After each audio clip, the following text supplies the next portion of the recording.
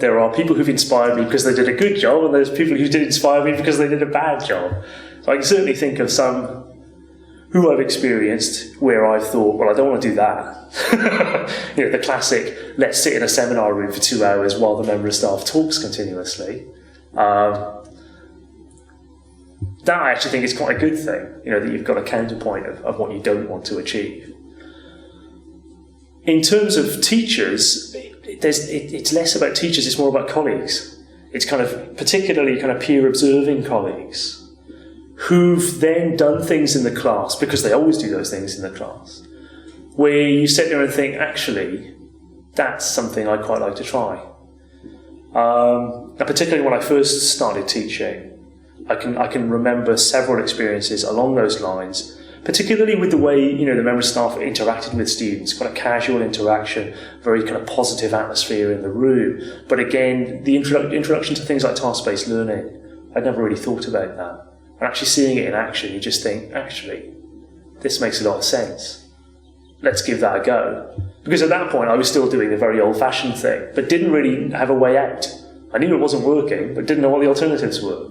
So actually seeing the fact that you could try pretty much whatever you wanted, you could just take the lid off your imagination and say, okay, let's give this a go. And it might work, but it might not. And that's fine. That's quite liberating. A lot of it is about talking with colleagues. I think that's something which can be very easy to underestimate. So the idea of saying, okay, well, this is what I'm doing, but is that necessarily working? Or perhaps something's not working. What are the alternatives out there? And I think the idea that we're all trying to work through that, no matter how experienced the member of staff is, we're all trying to kind of evolve and change and improve and try, experiment with new things. That, again, is quite liberating. You can be somebody who's been teaching for 20, 30 years, and you're still stood there thinking, well, that didn't work.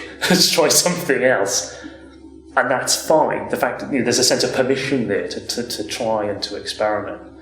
I think that's a very positive thing. And it's only really by talking to colleagues that you really get that sense of those kinds of possibilities. This is where things like social spaces for academics become absolutely essential. Those kind of random conversations you have in the corridor or over a cup of coffee in a staff room can often be the trigger for something much bigger. It can be a stepping stone towards things. It's those kind of serendipitous conversations that can then lead from one thing to another. You get a little idea, you pursue that, it opens up a whole new vista.